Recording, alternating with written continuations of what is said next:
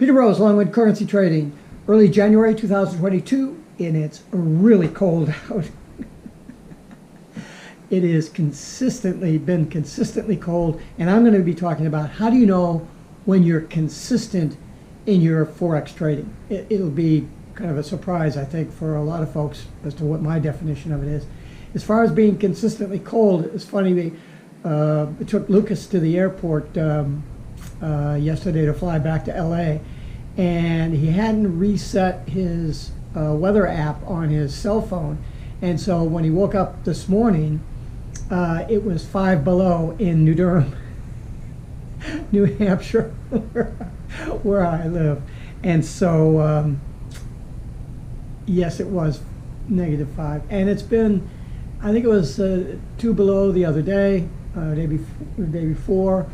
And it's been pretty cold in the mornings. We're deep into the winter here, and at least there's snow on the ground. It's a beautiful day, and being consistent in your Forex trading is a wonderful thing and a beautiful thing as well. Sit in front of the fireplace here, relaxed, life is good, and so is the trading.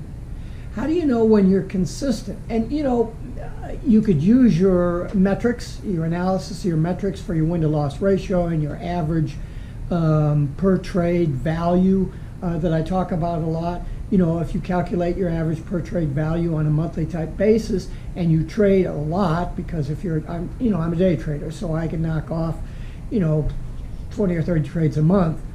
I could do 20 trades a day if I'm just scalping, but when you have a large enough sample size of your trades, then you can recalculate your average per trade value, and if that stays fairly consistent, then that's sort of a metrics way of calculating that average trade value, right?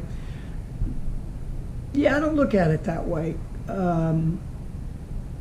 I think that the true enjoyment or the joy from currency trading comes from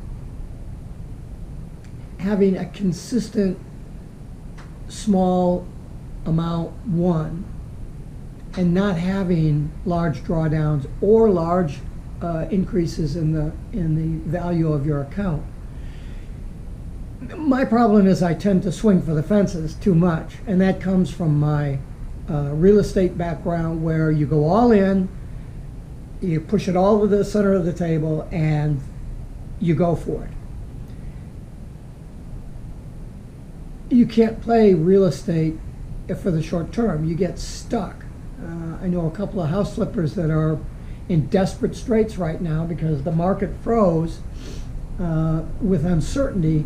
And you only have to, I think it'll come back briefly, but even a minor freeze on a flip of 30 days or 60 days is catastrophic. You buy a house for $300,000 and you're going to put another 150 into it, and you're going to try to go to 5 or something on the price, and you got your carrying charges if you're not cash loaded, and your partners are screaming at you, and the house is sitting there done, and you're 2 months into it. That's not the way to play the real estate, as far as I'm concerned. You can make a lot of money flipping if you know what you're doing and you've got the capital reserves behind you. But if you're a long-term investor and you're looking for retirement income plus the cash flow, then you got to be in it for the long game. And the only way to get in there in the long game is to push it all to the center of the table when you buy that piece of property. And so I have a really difficult time of just taking the advice that I follow, which is from one of the better traders, I think, that's out there, is trade small and trade a lot. That way, your losses tend to be smaller. If you accumulate too many losses, then you know right away that your entry theory is wrong, or your entry picking is wrong. You pick up a little bit, and I'm not saying that you go in, you have a successful trade, you get 3 pips, and you pull out. What I am saying is that you go in, you get those 3 pips in profit and you lock that. Or at least go to the break-even point. And then when you get 6 pips profit, you lock the 3. Or whatever. You bring it up so you lock the 3 pips profit. And then if price goes against you, you get 3 pips. You go in and do it again. And you do it again. And you do it again. Well, a lot of you are going to say, well, wait a minute. It's very difficult to get a trade entry right the first time to get the price to go in the right direction. It is if you're trying to go for 50 pips. Trade entry is not that difficult if you're only looking to grab a few pips each time. You know, you can sit there and look at the pitcher throw that ball 1,000 times, and then you get up to take that one swing at the ball, and you got to be really, really good to hit that ball. Why not step up while that pitcher is throwing a ball? Why not swing at the ball 1,000 times? You know, maybe 400 times you're going to miss. Maybe 600 times you're going to miss. But the 400 that you hit, a few of them are going to be out of the park. So, I mean, that's a real life example of swinging a lot. You know, Babe Ruth said, they asked him, how do you do so well? He said, because I swing it a lot. I swing the ball a lot. You know, I'm giving it everything I've got consistently each time. And so in your trading, the best feeling in trading is when you win. And so if you trade 1 time a day or 2 times a day or 1 time a month and you lose, well, then until the next time you decide you're going to trade again, you're a loser. If I trade 4 or 5 times a day, and I lose a couple, 3, and then I win a couple really big, and then I go flat at the end of the day, then I feel good. And so when I wake up tomorrow, I'm going to replicate that same process. Whatever that process is, the process has to be consistent in order for the results to be consistent. I guess that's the moral of the story that I'm trying to say here. I find it easier to be consistent by trading a lot and trading small and building up the chips. You know, if I've got a $100,000 or 6-figure account and I trade 30,000 of that, that's trading small and trading many times because I'm only trading with 1/3 of the bank that I have. Well, if I'm trading $30,000, I'm making 30 pips a pip. So if I can make 10 pips a day, consistently, 4 days a week, 3 days a week, you know, 10 pips is on a 30. It's $300. If you could make $300 a day, that's more than the average wage of most people. Now you do the calculations at $300 a day in your work environment, right? That's $1,500 a month, a week. If you do $300 a day, 5 days a week, it's $1,500, okay? It's $6,000 a year. That's $70,000 a year. That's more than the average wage, $300. And there's so many folks that are trying to take that $30,000 account instead of making $300 for the day. Well, what's $300? $3,000 would be 10% on a $30,000 account, right? So $300 is 1%. So what's wrong with that? Well, instead, you're trying to make $3,000 on a $30,000 account. I mean, what's the matter with you? In a example that I always give, my profit target, I don't even get into a trade unless it offers me 20 pips.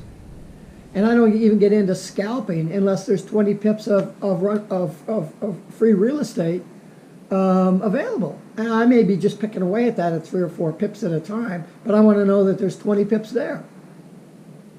I got to play on the field. I don't want to play in the mud. So if I'm looking at, when I describe entry theory for you guys, and I write in my courses, and that I kind of bring people through on this one trade a day process. And here's your 20 pips that you're looking for. Can you get the 20? Probably not. Set the hard stop, take a few losses, you know, whatever you got to do on average to get your average win, not your per trade average, but your average win to like 10 to 13 pips when you win.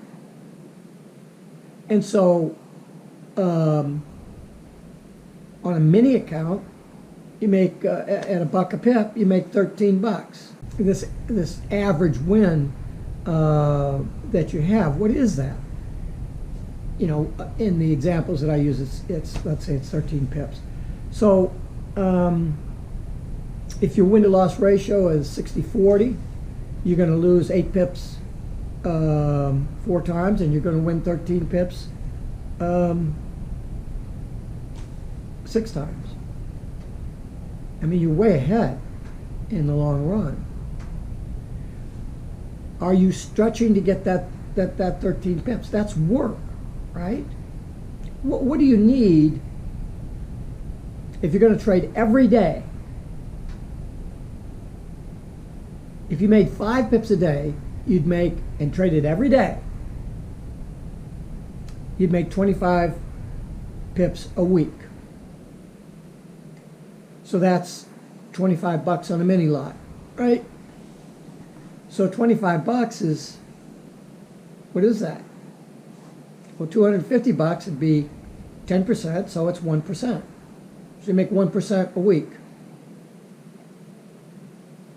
Trade 50 weeks and making 50% on your money. What more do you want than that?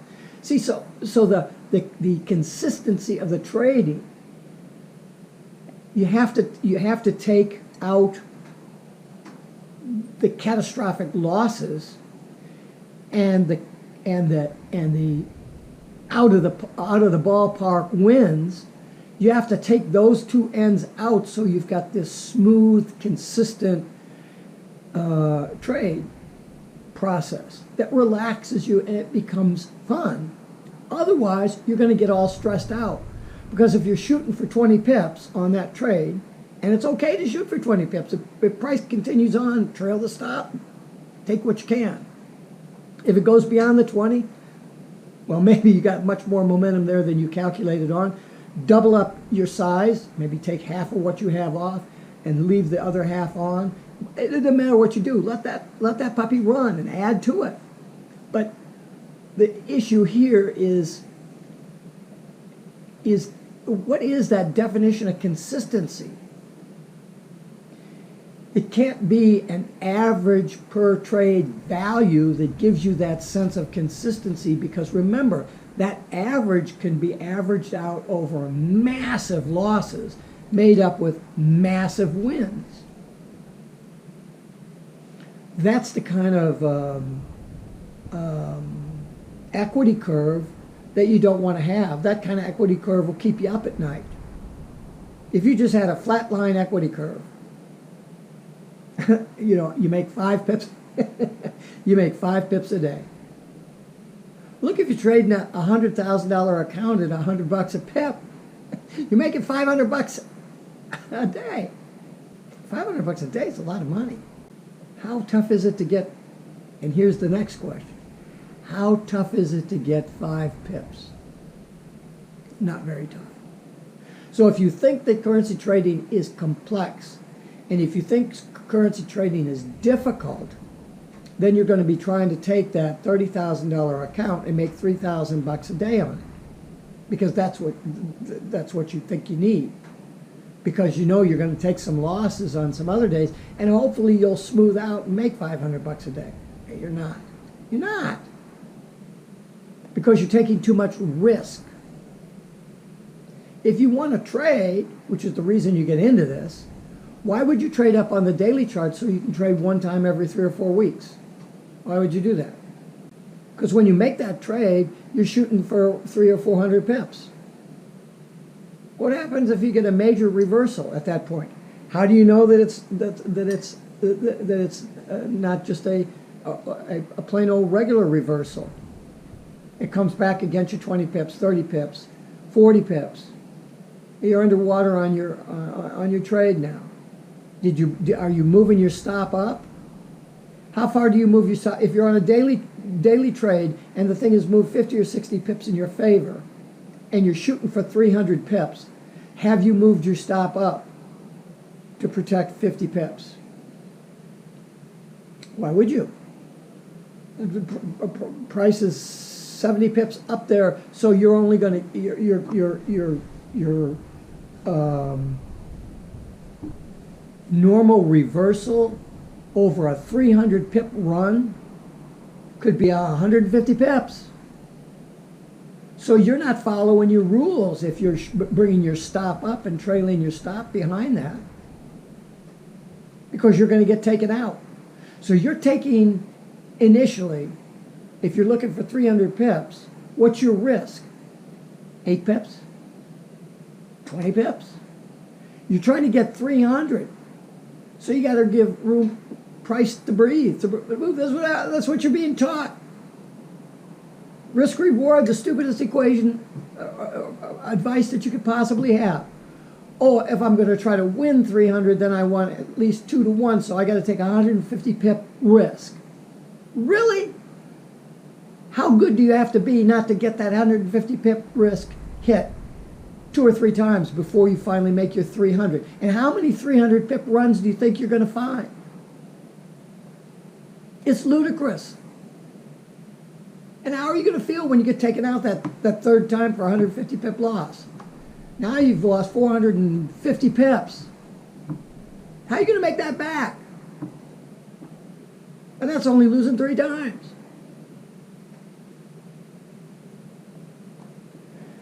How do you develop a consistency? How do you feel good about your trading if you're doing that? But that's what everybody's telling you to do. Trade up on the hour chart, trade up on the daily chart. It's safer.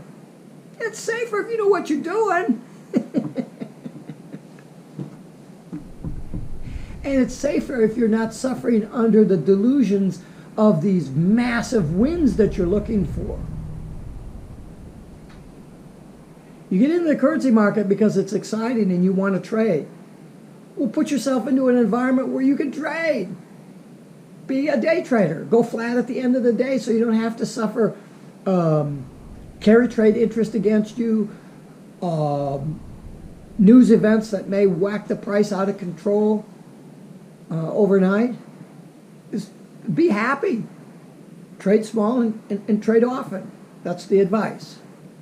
But that doesn't mean that you don't have to know what you're doing. You do have to know entry theory.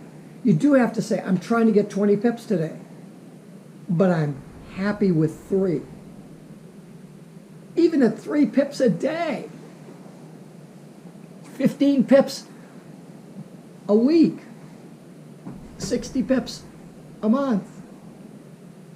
Look at the simplicity of locking in 3 pips. Yes, until you get better, you're going to take more losses probably with the short stop than you're going to get winners. That's fine. Learn what to do. Nobody's handing you a recipe and saying, do this. The only way you get a recipe is if you listen to the guys that are telling you to trade up on the daily chart or the hourly chart. You have to take too much risk because price will float against you. So learn when there's an opportunity that price has a high probability that won't float against you. Do you think a surfer is out there measuring water temperature and calculating mean wave height in relationship to the day's range and looking at what the storm forecast is over the next 8 hours that may possibly affect them. No! He's out there floating around in the water, and based on his experience, hey, this looks like it could be a pretty good wave. I'm going to paddle a little bit. Yep, it feels good under me. So I'm up on the board, and away he goes. How easy can it get? The difficulty is not waiting there for the big, massive wave. Take the little ones and have a good time. Because if you know how to take the little ones, you'll know when the big one is coming. And then you just know you're going to run it. But you won't know that you're in it until you're in it. You can't judge that ahead of time without an enormous amount of experience. So as you get better in your trading, you're going to be trading with multiple lots. Could be multiple minis. It doesn't matter. So you go in with one mini or one full lot, or if you're trading 100 lots, you go in with 10 or 15, whatever it is. And you see what happens. Oh, boom, you blew out. Well, that's okay. Wait for the next wave. And here it comes. And you might blow out a couple of times. But then all of a sudden, boom, you get carried through and you make some money. Great, you feel good. Did you make up for the 2 losses that you had? Maybe not. You wait, you go in again. You win again. You come out. Go in again. It's moving really well. Bring your stop up, lock it, and let her go. That's how you trade.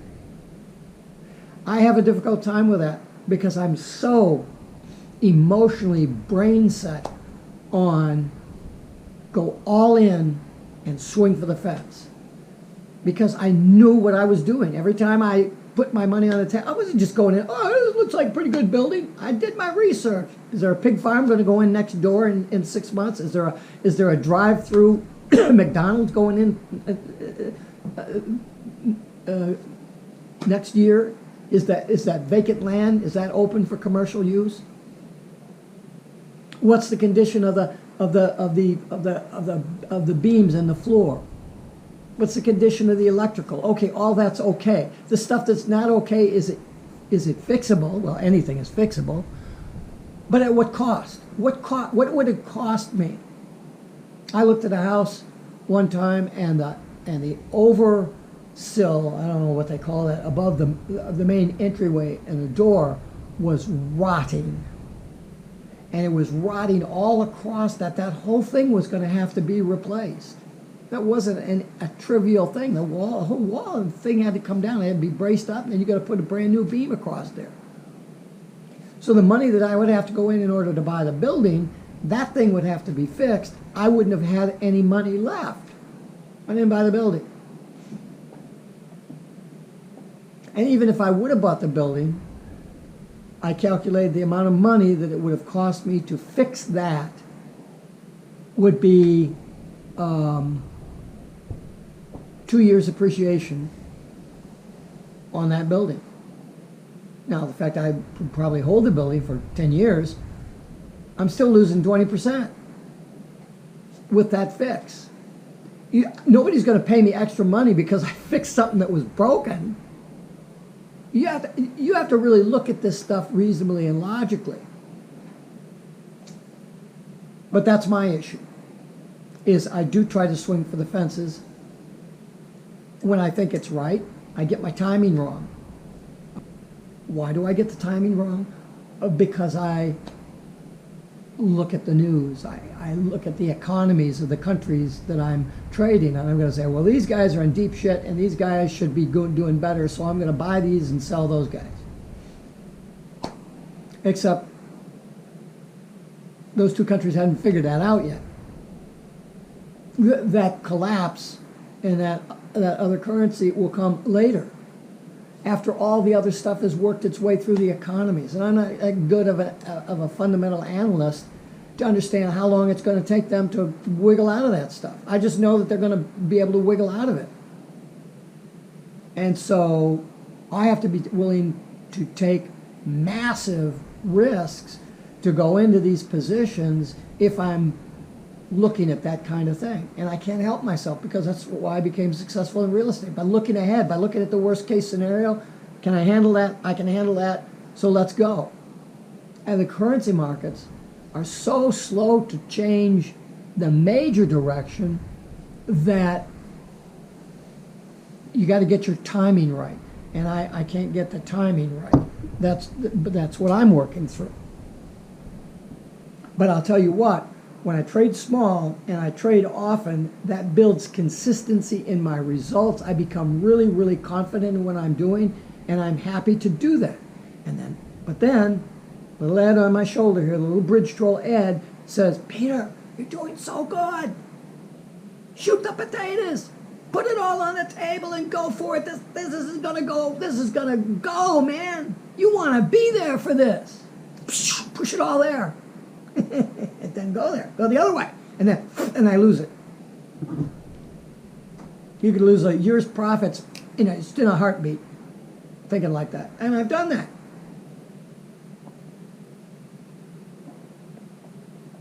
That doesn't mean that you would do that because you're listening to me. That's what a coach is for. You want your coach to have made a lot of mistakes because they know what not to do. Sometimes a coach may not even be able to fix it and be the star performer that they should be. Tiger Woods had a coach. Was that coach ever as good as Tiger Woods? Was that coach ever on the PGA tournament circuit? No.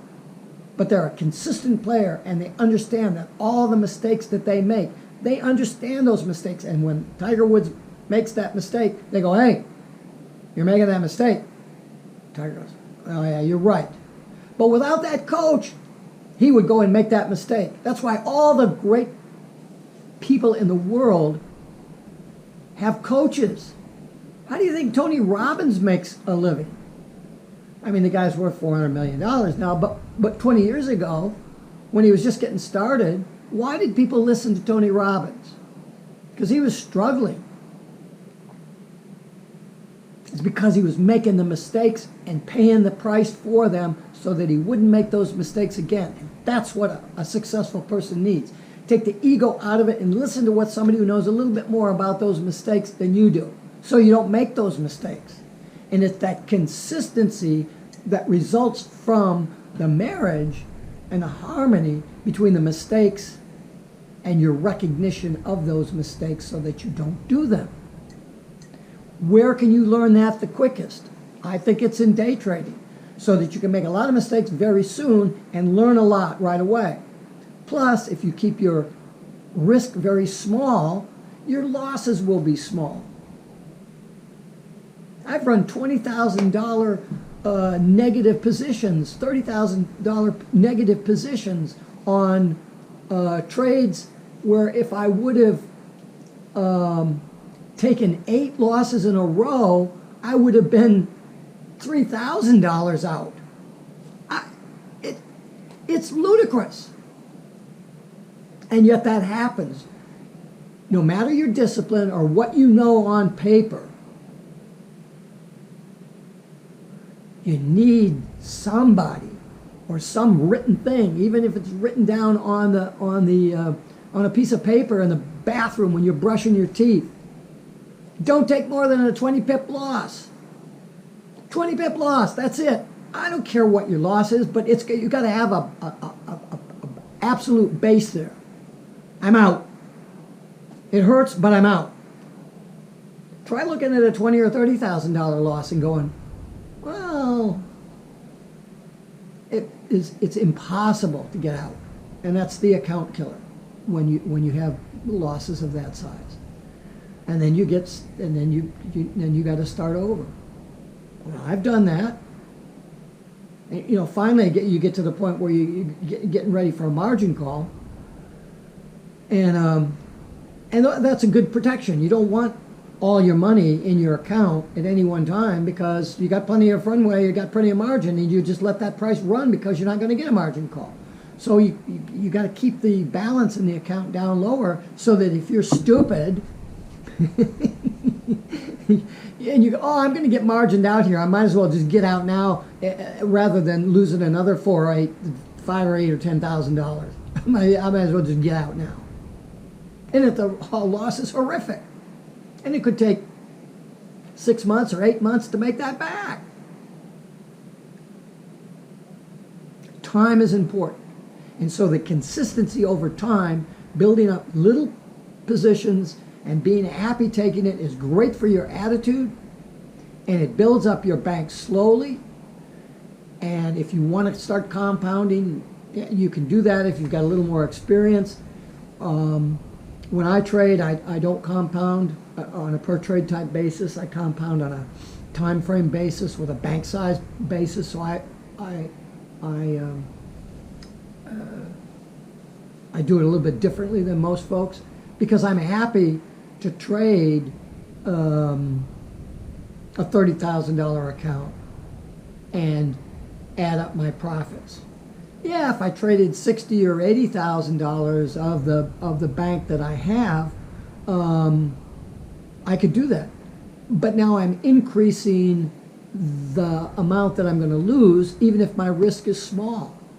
And so several losses with a big account will wipe out a lot of the gains that you've made from trading that smaller account. So it's there's a whole theoretical approach to migrating from trading the smaller amounts of money and then going up and trading the larger amounts of money. You don't have that transition quite as much if you compound, but the problem with compounding is that your mind gets funny with you and you see that you're making more money as you're trading with that larger size, and then you add more to it, reducing or increasing the amount of leverage that you're using, and when it goes bad for you, boom, it really hurts. That's why I'm not a proponent of incremental compounding like that, because it doesn't build the consistency in the trading that I want. If I'm doing really well and I'm compounding, one day I make $50 and the next day I make $52, the next day I make $54 and $58 and I go on from there. But that's really hard to see consistent. Where's my consistency? I want to make $50 a day because my bank and the percentage against that bank and the number of pips I got to make in order to make $50 a day, that's what makes theoretical sense. So I'm going to make $50 a day until I have so much money that trading 1/3 of the bank available that I have, whatever, now becomes another lot or another 2 lots or whatever that is. And then I go, okay, incrementally I'll go up and I'll trade to that next level. And then the transition becomes very easy then to transition. Well, instead of making $50 a day now, what I want to do is make 60. Well, that's all you have to do. How do you make 60? You trade one more lot. Yeah. Because if you're making, anyway, you can do the math on that. But being consistent in your trading makes you feel so much better. I mean, you could see that. You could appreciate that. So wouldn't you rather have that feeling than coming away from the table and saying, gee, I usually make $100 a day, but today I made 800. Well, I think that's crazy. And folks that have called me up and told me that they had that kind of equity move, that they've been making them $100 or $200 a day, and all of a sudden they've made 800 or 900, and then they go back to making $100 or $200 a day. That I don't want to work with you, because you got the wrong idea, and that's a bad habit. That's a habit you're not going to be able to break, probably. And then when I do try to work with somebody like that, they argue with me. If you're looking for advice, accept advice, and take the training. Don't argue with the person that you take the training from. And I mean, I don't work with very many people a year, so I'm very selective on that.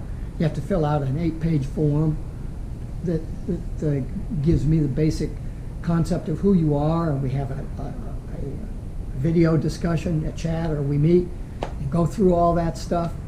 And if I don't think I can help you, I don't care what kind of money you want to throw at me. Why would I take your money if I can't help you?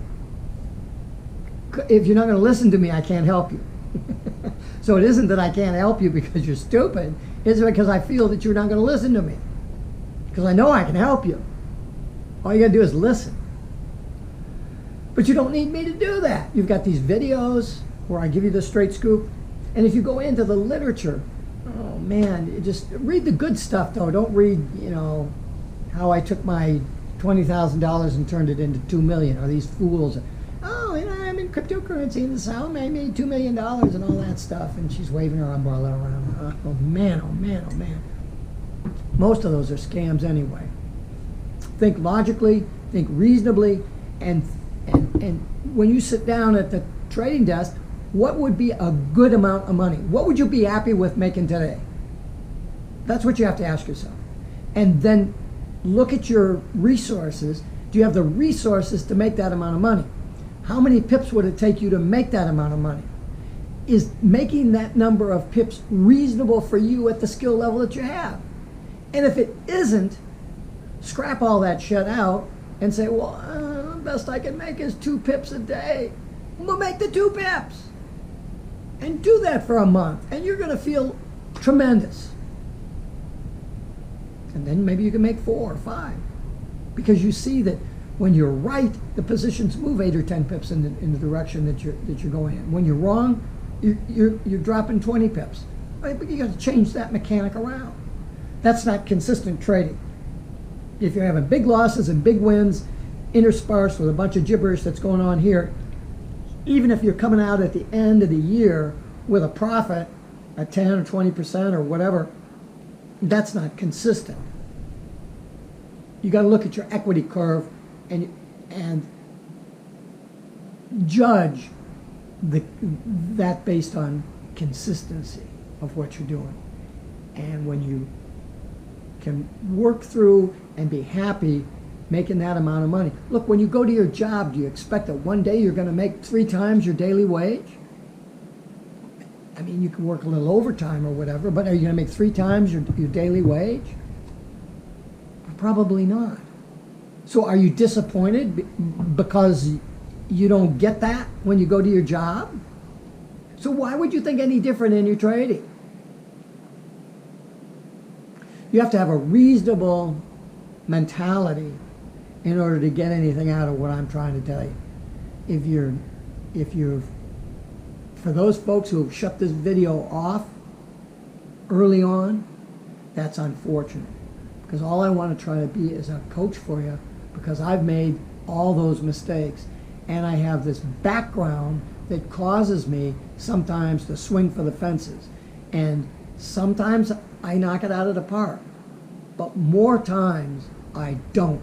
And I take this catastrophic loss. And then I got to start all over again with that. Now, I've got the skill to make that up. I mean, last year I had a catastrophic loss at the start of the year. It was a lot of money. And then I ended up making that up, and then I did 30% on the account. I mean, it was a big loss in the beginning. If I would have not, it was 3 trades. 3 stupid trades. If I would have simply taken the normal losses that I would take in those trades, I would have been 60% easily, 63% I think I calculated on risk. And but that's on a per trade basis. It's not based on the balance of the account that I had. It's what I put at risk each time that I traded, not the risk on the chart, the amount of money that I put at risk. That's how you judge how you're doing, not this other shit. Oh, I made 1 R today. That means nothing. Nothing.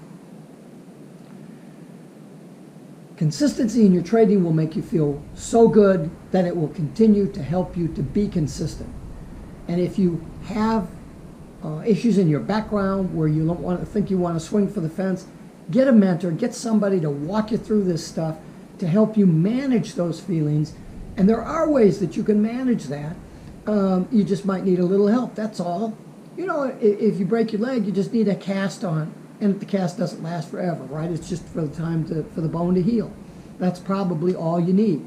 So go back to the resource material that you use to gain your information and your knowledge about trading, and sift through it to see if you can find where the solution lies in that material, and then just follow it. And you're going to have a great time. Peter Rose, Longwood Currency Trading. Have a great day and have a great trading day.